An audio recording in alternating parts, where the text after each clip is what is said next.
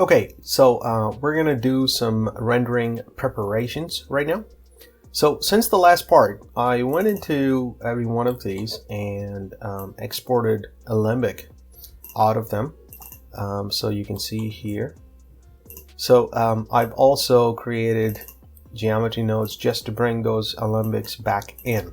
Okay, so this is where we're gonna do our rendering preparations before we actually do the render. Okay, so I'm just going to delete all of this as well. Okay, let's jump inside render meat and start working with this now. Okay, so I'm going to unpack this first of all, and then I want to show you something before we do the actual way.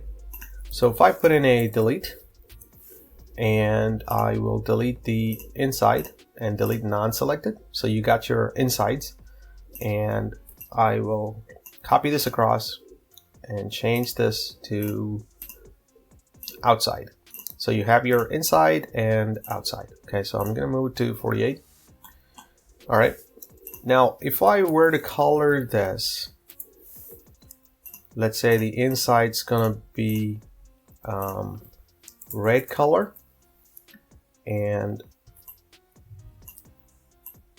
the outside, oops, not there. There. Okay, the outside will be sort of a color like that, you know, I don't know, whatever. And I will merge these together. Okay, so if you look at this here, this is a very sharp transition from this color to red. And you know, maybe it's okay, but you know, I'm not a big fan of that, to be honest. And you can actually see this as well here. So I'm not a big fan of that. So I'm gonna show you a better solution. So you get rid of, actually, I'm just gonna move this onto the side, and let me create VDB from polygons. I'm gonna connect that here. But before I do that, let me put in a time shift to stop the animation. All right, so it doesn't move anymore. Okay, I'm gonna change this to 0.05 maybe. Let's check it out at frame number 48. Oh, actually, okay, doesn't matter. Right, so I'll change this to 0.02, maybe 0.01. All right, that looks pretty decent, I think. Okay, I'm gonna put in a point wrangle. And I'm going to move this onto the side, connect the first input to that one, and the second one to this one. And let me type in a little bit of code here. F at diff equals volume sample, open brackets, 1, which represents our second input, comma, 0, which represents our first input, and then at P. Okay, so what does this do? It looks at the incoming geometry, and it looks at the VDB, and it identifies which one is closer to its surface, or outside or inside, and the diff will give you value depending on where those points are located. So you can see there are some points that are negative 0.03, some of them are over it. Okay, so we're going to use this. Okay, so what I'm going to do is I'm going to attribute transfer this across to this is going to go from there, and the second input goes in here. Okay, good. So I'm going to transfer diff across, and now if we were to use the color, and we will change this to ramp from attribute, and we will call in diff, and if I scroll, you need to change the range, which was 0.03, and I believe 0.004 or something. There you go. So you can see it's working, but it's just not working for everything. All right, so what we need to do is we need to create another point wrangle, and I'm going to put this before the attribute transfer, and I'm going to connect it to this unpack up here. And then we say at p equals 0.1 comma within open quotes, close quotes, p, at pt num. And that way it's going to move this now. All right, so previously this was a single frame, it wasn't moving at all. Now it's going to start moving. Okay, that's good. So next one is the attribute transfer, and then now the color. Now you can see the colors sticking to it. And the best part of this is that if I zoom in a little bit, you can see the transition of the gray or white to black. It's not hard edge, okay? And that's why I want to use this method. All right, so that's done. That's good. What we also want is, let me just save this here. If I were to go press Shift, Hold, and 5, we have no UV.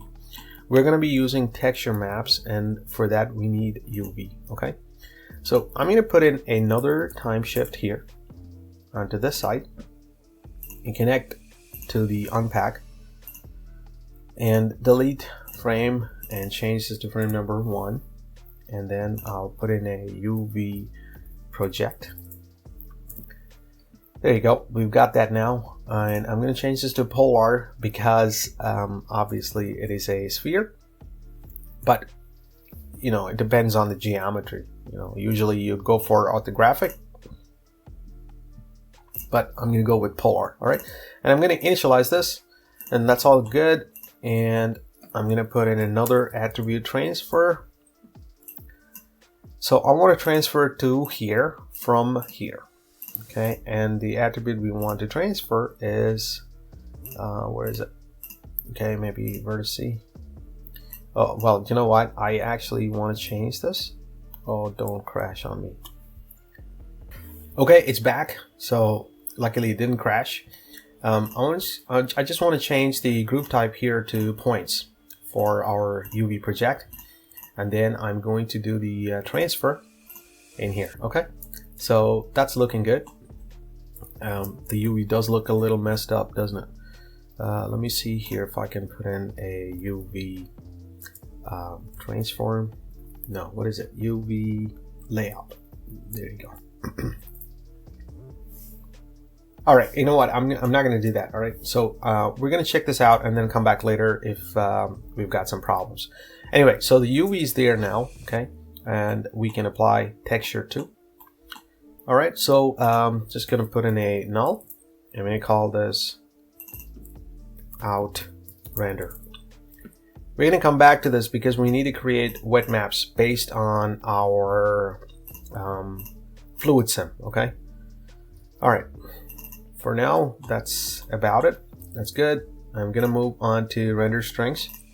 To be honest, render strings, I'm not going to do much. All I'm going to do here is go to Redshift OBJ. I've already enabled it. So I'm going to check render object as strands within the strands subtab. Okay, that's good enough. And let's move on to fur. So in fur, I'm going to put in an unpack here. Again, as usual. I'm going to put in a time shift. Again, the same deal pretty much. You know, delete the frame number to 1. That's good. Before this, actually, I want to just reset the colors just in case. So I'm going to delete all existing color attributes. So that's good. I'm going to put in a UV texture, and I will change this to points, and maybe polar. We will see how it goes. Okay. Projection axis is Y. That's okay as well. That's fine. And then I'm going to put in a point VOP.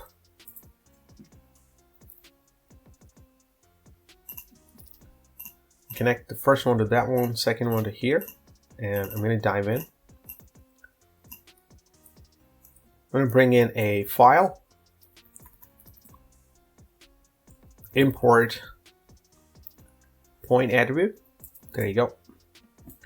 It's not file really. So I'm going to connect the point num to point num and up input 2 to file. Okay, what we want to import is actually a vector 3, that's fine, and what we want is UV. Okay, so that's good, and I'm going to export this as bind export and connect the result to the input, and I'm going to call this 3 floats vector and type in UV. Okay, so that's pretty good, and I'm going to put in attribute from map now, and there you go, it already shows up. And does it stick? Yeah, it looks like it's sticking, which is fantastic. I think I'm not going to do really much apart from the fact that I want to change the texture map. Okay, there you go, leopard fur Houdini, there you go. So that's there, and now that is working beautifully. Okay, good. I'm going to put in a rest node just in case if you got any trouble here. All right, that's fine. What I want to do is put another hair generate node here. Okay, and what I'm going to do is connect the first part to that one and the second to the same as well. And if I click on here, you'll see suddenly a lot of hair has been generated, which is pretty good, I think. So why is our texture not transferring? Okay, that is because I think I actually need to connect the first input to the original unpack. Okay, it's still not coming through. That's fine. Let's see what's going on. Okay, that's fine. It's still not coming through because if you go into attributes, you need to transfer those attributes, okay, which are the guide attributes. So if you look at this, the second one is the guide. Okay, so I'm going to bring in our UV. All right, and then I will bring in CD. Okay, there you go. So now it's working. Perfect. I would not actually use this for display. I will stick to the display here, but I'm just going to show you now if the UVs are working fine, because it does take a while to generate these. Okay, so that looks like the UV is working fine, which is good. All right. To render redshift, to render hair in redshift, you need to convert this. First of all, let me just choose that because it's taking a long time. You need to convert this to NURBS curve, okay? So I'm just, oh no, not again. I'm going to control click here, so it's set up to render the convert node, and I'm going to convert this to NURBS curve, okay? And if I go out, and I believe I might have already set this up, so if you go into Redshift, OBJ, render hair polygons as hair is checked, that's good, and nothing else to check here, I don't think. And I've enabled velocity blur for actually everything. There you go. Yeah, that's fine. Render fur. I think that's about it, really. Nothing else. I've checked. I've enabled all the deformations, particles, blur, and whatnot. Let me just make sure I've enabled that for everything here. Motion blurs. Okay, good. All right. So technically, fur is done. So as far as blood is concerned, if you go into there, there's your alembic, okay, coming in. All right, and if I go into this blood here, so I've exported the blood directly from import particle. I'm going to copy these 6 nodes, and I'm going to paste them in here, okay? All right, good. Before I do that, I believe I need to unpack this. Okay, good. And I'm going to connect it here. So it gets fluid compressed. So there you go. So that's working, which is fine. And if I look at there, and that is looking good. All right, perfect. And it's going to render where this render flag is set. I'm just going to change this to render. Okay, good. So that's our render preps done. We're gonna move on to wet map now. Okay. All right, let's dive into render meat, and let's also dive into render blood. And I'm going to create an object merge and bring the render from render blood into this object. Okay, good. So I'm going to create a group create, connect the first input to that one and the second input to this one. Okay, I'm going to change the group name to wet and group type to points, uncheck base group, and enable by bounding regions and bounding object. Okay, this way what is going to happen is if I play this, the points that come into contact with the fluid are going to get selected for this group. However, the problem is when the fluid moves away from that part, we lose the group. Okay, so the way to resolve this, or to keep the group in place even after the fluid leaves, is to do this grouping inside of solver. Okay, all right, let's do that now. I'm going to cut this and I'm going to create a solver and connect the first input to that one and the second to here, and select and go inside and paste it. Connect the first input to the previous frame and the second input to input number 2, because that's where we're getting our stuff from. Okay, so now we've created that. When you use a solver, I know for a fact that the points will get stuck. It won't move anymore. So for example, if I were to move this, nothing is happening, and that's because we need to move the points. Okay, so I'm going to create a point wrangle and connect the second input to input number 1, and I'm going to say at p equals point, open brackets, 1 comma, open quotes, p, close quotes, at pt num. So this will move the current position of these points to the incoming geometry. Okay, so that way, there you go, it's moving now. All right, perfect. So now we've got that. What we're going to do is we're going to just check what's going on with the color. So I'm going to ramp from attribute, and I'm going to use where is it? Group wet. Where? Yeah, there you go, wet. So I'm just gonna call this white, and this one will be red. Okay, good. And let's check it out. Okay, it's wrong because there is no attribute here, so it's only the group. So what I'm gonna do is, first of all, I'm gonna delete that group thing, and I'm gonna create an attribute create here. And I'm going to say for group wet, I'll create an attribute called wet. And it's important because we're going to use this for rendering later on. And I'm going to say default value will be 1. So every time it becomes a part of group called wet, it'll get its attribute wet to 1. Otherwise, it'll be 0. Okay, so I'm going to choose wet here now. And let's see if that works. I'll come back. Okay, so I ran through a little bit here. Check it out. So the wet color, or the wet attribute, is coming through, but the problem is it's not sticking. So the solver is not working. So let's check out what's going on. Inside of group, you need to change the initial merge to union with existing. By default, it's replace existing. So that's why it's not working. Okay, so now that should work. I'll come back. Okay, so I ran a few frames. Let's check it out. There you go. Now it's working fine. Okay.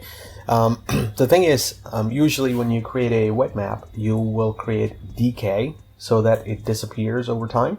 I'm not going to do it in this case because the blood is constantly being emitted, and also it's only a 120 frame sim, so I'm not going to do that, right? But this is a wet map now created for it, so that's good. I'm just going to pull this get rid of that and connect it here. There you go. So that's the render done. What I'm going to do is I'm going to copy the same. Well, first of all, that's our render meat done. So for strings, nothing to do here. That's fine. Because the strings, we're going to color them red anyway, so it doesn't matter where it is located. But we do need wet map to come into play for our fur. Okay, so we're going to do that next. Okay, we're going to do wet map for fur now. Let's dive in. We already brought in the fluid and created a wet attribute here in render meat. So I'm going to use that instead of creating another one. So I'm going to bring in an object merge and bring in out render, change the transform into this object, and let me just pull these down. I'm going to do an attribute transfer, connect this one here, and the second one goes to there, and I'm going to bring in wet. I forgot one more thing. It's actually going to be an integer because it can only be a 0 or a 1. So that's that. That's good. I'm going to put in a guide mask. In here, the first one is the required guides. Okay, so that's going to go in here. And the second one is the skin, which goes into the unpack. Okay, up here. All right, good. So in here, let me just move this across. All right, good. And here I'm gonna leave the UE attribute. I'm gonna change the input mask to guide attribute. Okay, what was that? Okay, that one, it's gonna be wet. Even if you don't see it, that doesn't matter. I'm gonna put in wet, and the output attribute will be wet as well. Okay, and then go into additional masks. Not additional masks. Sorry. Where is it? Yeah, that should be fine. All good. I'm going to create a color here just to run this through and see if it works. I'm going to bring in ramp from attribute, change this to wet, and change the white to red. Delete all existing color attributes just to check it. And I'm going to run the sim. I'll come back. Okay. Okay. I ran the sim for about 40 frames. Check it out. So the wet map is coming into play, which is good, and it's sticking, which is also good. So that's fantastic. So I'm just going to close this, and I'm going to pull this hair gen down, and I'm going to connect, get rid of this color for now. I don't need it. I'm going to connect the second input to our guide mask. Okay, and inside of hair gen, I want to bring in the point attribute called wet. I've already brought it in, but anyway. I'll bring it in here again. So there you go. If you don't do that, it's not going to work. Okay, so that's our wet map done for fur. So everything is now done. Next thing is to do the rendering itself. Now I still haven't extended my Redshift license, so I'm going to do the Redshift part in 18.0. Version. This is 18.5 as you can see here, but I'm going to do the rendering in 18.0. Okay, so I will see you in the next chapter.